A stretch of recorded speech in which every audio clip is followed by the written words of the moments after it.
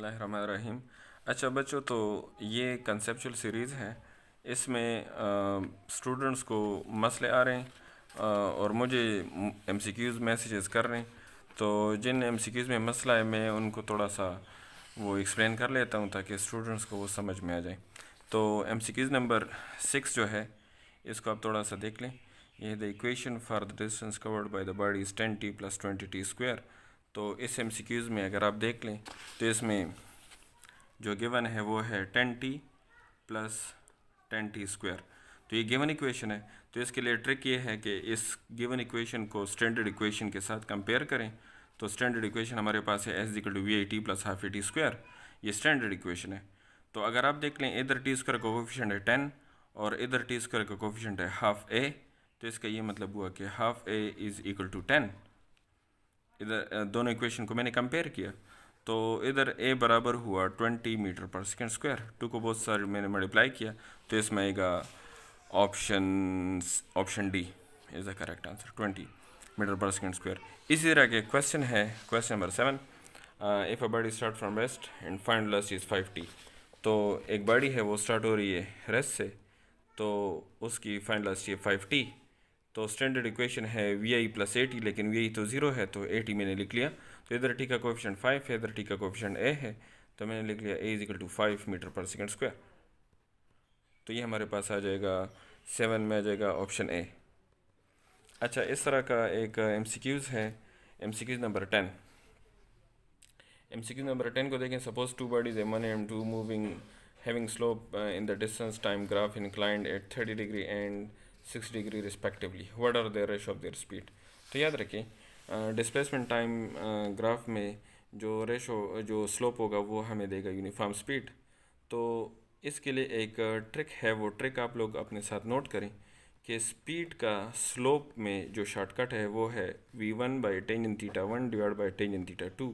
This is the shortcut for the speed in the slopes. अच्छा, अब इसमें पहला एंगल गिवन है 30 डिग्री, तो tan 30, और दूसरा है 60 डिग्री, तो tan 30 बराबर है 1/√3 और ये है √3। तो यह आ जाएगा 1/√3 × 3, तो यह आ जाएगा 1/√9, तो यह आ जाएगा 1/3। तो इसमें आ जाएगा ऑप्शन सी, 1/√3। अच्छा, इस तरह के और एमसीक्यूज़ भी हैं। जिस तरह आप देख लें एमसीक्यूज़ नंबर 28। एमसीक्यूज़ नंबर 28 को देख लें। The distance travel by particle starting from the rest and moving with the acceleration 4/3, then in the third second। तो हमने डिस्टेंस मालूम करनी है थर्ड सेकंड। याद रखिए ये 3 सेकंड नहीं है, ये थर्ड सेकंड है। तो थर्ड सेकंड का ये मतलब है कि डिस्टेंस बिटवीन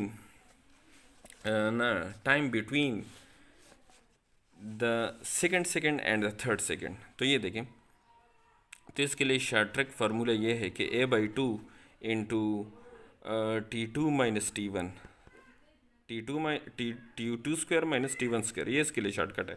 तो एक्सेलरेशन अगर आप देख लें तो एक्सेलरेशन इसमें है 4/3 मीटर पर सेकेंड स्क्वायर। तो ये इधर पुट कर दें तो यह आ जाएगा 4/3 मीटर पर सेकेंड स्क्वायर, और यह आ जाएगा 3 स्क्वायर - 2 स्क्वायर। तो यह आ जाएगा 4/6, और यह आ जाएगा 3 स्क्वायर 9 - 4 5 आ जाएगा। तो यह आ जाएगा 20/6, यह आ जाएगा 10/3। तो इसमें आ जाएगा ऑप्शन ए। ऑप्शन ए देखें, that is the right answer. अब इसमें इस तरह के और एमसीक्यूज़ भी आ सकते हैं। अगर आप देख लें एमसीक्यूज़ नंबर 41, एमसीक्यूज़ नंबर 41 को देख लें तो इसमें है to bodies of mass is 1 kilogram and b of mass 3 kilogram are dropped from a height of 16 meter and 25 meter respectively.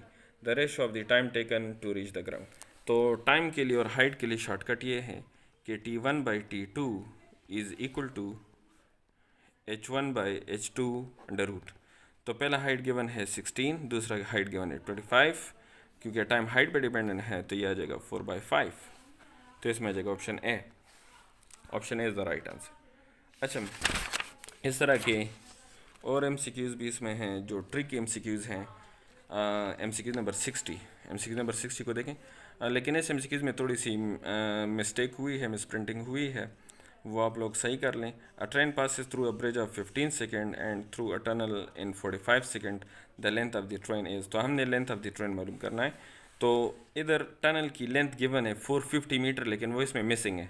तो आप इसमें 450 मीटर जो है वो लिख लें। 450 मीटर जो है वो ट्रेन की लेंथ, टनल की लेंथ है, वो आप लोग इसमें लिख लें।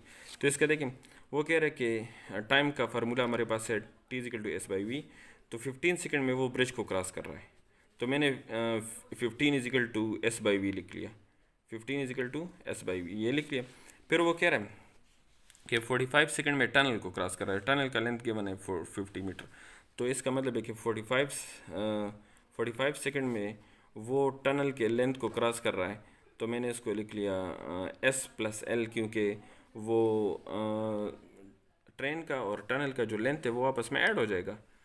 तो इसका ये मतलब है कि 45 का मैं लिख सकता हूँ 3 × 15, और टनल का जो लेंथ है वो है 450 मीटर डिवाइड बाई V। तो 15 की जगह लिख सकता हूँ S/V। तो 15 की जगह S/V लिख लिया, तो ये आ जाएगा 450 डिवाइड बाई V। तो V और V कैंसिल हुआ, तो ये S इधर आकर क्या हो जाएगा, माइनस हो जाएगा। तो ये आ जाएगा 2S। 2S = 450, और 2 को जो है वो डिवाइड करें तो आ जाएगा 225 metre. Option A, option is the right answer. और बहुत ही इंपॉर्टेंट क्वेश्चन है, क्वेश्चन नंबर 62। क्वेश्चन नंबर 62 को देखें। The time of ascent T1 and time of descent is T2 for a body thrown upward when air resistance taken into count। तो कौन सा time ज़्यादा होगा, कौन सा कम होगा, ये हमने मालूम करना है। तो अब देखें सोल्यूशन को। एक बॉडी है वो ऊपर जा रही है, अगर ऊपर जा रही है तो इसका टाइम है T1। अगर कोई बॉडी है वो नीचे जा रही है, इसका टाइम है T2। तो अब इन दोनों का रिलेशन निकालना है कि कौन सा बड़ा है कौन सा छोटा है। तो अगर आप देख लें, ये बॉडी ऊपर जा रही है तो इसका वेट डाउनवर्ड है और इसका फ्रैक्शनल फोर्स डाउनवर्ड है। तो इसका मतलब है दोनों का डायरेक्शन सेम है, क्योंकि बॉडी ऊपर जा रही है तो फ्रैक्शनल तो डाउनवर्ड होगा, तो दोनों का डायरेक्शन सेम है, तो दोनों ऐड हो जाएंगे, तो इनका रिजल्टेंट मैक्सिमम आ जाएगा। तो आपको पता है कि एक्सेलरेशन = ΔV/ΔT। तो इसका मतलब है कि इनका एक्सेलरेशन मैक्सिमम होगा। अगर इन दोनों का रिजल्टेंट मैक्सिमम होगा, फोर्स मैक्सिमम होगा, तो एक्सेलरेशन भी मैक्सिमम होगा, और अगर एक्सेलरेशन मैक्सिमम होगा तो टाइम कम होगा। तो इसका मतलब है T1 कम होगा। और अगर आप T2 को देखें, T2 में वेट डाउनवर्ड है और फ्रैक्शनल फोर्स अपवर्ड है, तो दोनों अपोजिट हैं, तो दोनों अपोजिट का रिजल्टेंट कम आएगा। रिजल्टेंट कम आएगा तो एक्सेलरेशन कम आएगा, एक्सेलरेशन कम आएगा तो टाइम ज़्यादा होगा। तो इसका मतलब है T2 is greater than T1 या T1 is less than T2। तो इसमें आ जाएगा option C is the right answer. अच्छा, इस तरह के और MCQs भी हैं। अगर मैं देख लूँ MCQ नंबर 80 को देखें। MCQ नंबर 80 में आप लोग एक शॉर्टकट याद रखें कि कम्प्लीमेंट्री एंगल के लिए ये MCQ देखें। Projectile is with different angle having speed, initial speed, horizontal range, if h is the height for 30 degree, what will be the height for the other। तो एक हाइट गिवन है 30 का और दूसरे का हाइट हमने मालूम करना है। तो इसके लिए ये शॉर्टकट नोट करें कि h1/h2 = tangent square theta ratio 1। That is the shortcut for the ratio of their height. तो एक हाइट गिवन है और दूसरा हाइट हमने मालूम करना है। तो इसके लिए याद रखें कि h हाइट गिवन है, h2 हमने मालूम करना है। तो h हाइट का एंगल भी गिवन है 30 डिग्री, तो वो पुट कर दिया, तो ये आ जाएगा 30 डिग्री बराबर है 1/√3, लेकिन इस पर स्क्वायर है तो ये आ जाएगा होल स्क्वायर। तो इसका होल स्क्वायर क्या आ जाएगा, इसका होल स्क्वायर आ जाएगा 1/3। तो इसका क्रॉस मल्टीप्लिकेशन करें, तो क्रॉस मल्टीप्लिकेशन से ये आ जाएगा 3 को मतलब बोथ साइड मल्टीप्लाई करें तो आ जाएगा h2 = 3h। तो इसमें आ जाएगा option A is the right answer. अच्छा, इसमें ये MCQs नंबर 81 है, ये थोड़ा सा ज़्यादा ट्रिकी है। तो इसमें आप लोग इस तरह करेंगे कि वो कह रहे हैं कि range is twice the height, find the range. The range given है ट्वाइस द हाइट और कह रहे हैं कि फाइंड द रेंज। अच्छा, इधर आ जाए। अच्छा, क्वेश्चन नंबर 81 में ये कह रहे हैं कि जो रेंज है वो ट्वाइस ऑफ द हाइट है। तो रेंज का फार्मूला पुट कर दें इधर। रेंज का फार्मूला हमारे पास है 2VI² sin theta cos theta divide by G, और यह आ जाएगा 2VI² sin square theta divide by 2G। तो ये 2 तो कैंसिल हुआ, जी कैंसिल हुआ, और VI² के साथ कैंसिल हुआ, और sin थीटा sin स्क्वायर के साथ कैंसिल हुआ। तो इधर से बच जाएगा, ये cos थीटा को डिवाइड करें तो यह आ जाएगा 2 sin theta divide by cos theta, तो यह आ जाएगा टेंजन थीटा, और टेंजन इधर आकर क्या हो जाएगा, इन्वर्स हो जाएगा, तो यह आ जाएगा 63 डिग्री। तो आप लोग ये बात याद रखें, ये आप लोगों ने टाइम में सोल्यूशन नहीं करना, आप लोगों ने याद रखना है कि जब भी रेंज डबल हो हाइट का तो इसका एंगल होगा 63 डिग्री। अच्छा, अब अगर आप इस क्वेश्चन को देख लें तो ये कह रहे हैं कि व्हाट इज़ द रेंज। तो रेंज का फार्मूला हमारे पास ये है कि V square sine 2 theta divide by G, तो थीटा इधर पुट कर दें 263, तो ये आ जाएगा वी स्क्वायर 4/5 इंटू जी, 263 का साइन आ जाएगा 4/5, तो इसमें आ जाएगा option A, that is the right answer. अच्छा, इसमें जो बहुत इंपॉर्टेंट MCQs है फॉर द ईटा, वो ये 113 MCQs हैं, और 113 MCQs का जो की है वो इसमें मिसप्रिंट हुआ है, वो की इसमें आएगा ऑप्शन ए। वो इस तरह है कि इस क्वेश्चन को थोड़ा सा और से देखें।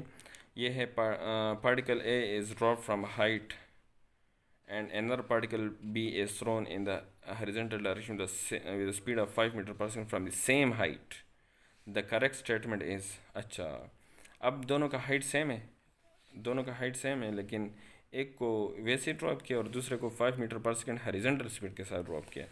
तो इसको समझते हैं। तो ये देखिए, ये सपोज़ एक बॉडी है A और ये सपोज़ एक बॉडी है B। तो इस बॉडी को वर्टिकली ड्रॉप किया और इस बॉडी को 5 मीटर पर सेकंड के साथ ड्रॉप किया। तो अब क्वेश्चन ये है कि ये बॉडी सेम टाइम पे पहुंचेंगी या सेम स्पीड के साथ पहुंचेंगी, या ए पहले पहुंचेगा या बी पहले पहुंचेगा, ये क्वेश्चन है। तो इस क्वेश्चन को समझने के लिए हम ये देखते हैं। तो याद रखें कि जो टाइम ऑफ फॉलिंग है वो डिपेंड करता है वर्टिकल हाइट पर, वर्टिकल हाइट पर वो डिपेंड करता है, हॉरिजॉन्टल उस पर डिपेंड नहीं करता। तो ये देखें, अगर हम देख लें तो इसका एक सेकंड में 10 मीटर पर सेकंड स्पीड गेन होगा, दूसरे सेकंड में 20 मीटर पर सेकंड, तीसरे सेकंड में 30 मीटर पर सेकंड, चौथे सेकंड में 40 मीटर पर सेकंड। आपको पता है V F physical to V I plus A T से आप लोग मालूम कर सकते हैं हर सेकंड में स्पीड इंक्रीज़ होगा। तो हर सेकंड में स्पीड इंक्रीज़ होगा, स्पीड इंक्रीज़ होगा और वो ये गिर जाएगा। इसी तरह अगर हम इसको देखेंगे तो इसका हॉरिजॉन्टल स्पीड है 5 मीटर पर सेकंड और वर्टिकल स्पीड पहले सेकंड में होगा 10 मीटर पर सेकंड, जो नीचे आएगा तो इसका स्पीड गेन वर्टिकल होगा 10 मीटर पर सेकंड।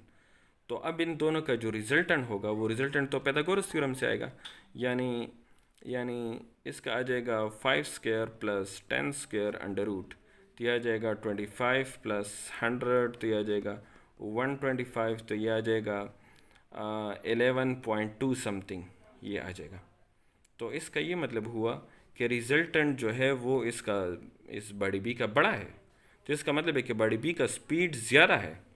एक सेकंड में बॉडी ए का स्पीड 10 मीटर पर सेकंड है, लेकिन एक सेकंड में बॉडी बी का स्पीड 11.2 मीटर पर सेकंड है, क्योंकि इसमें दो स्पीड हैं, इस वजह से इसका रिजल्टेंट बड़ा आ रहा है।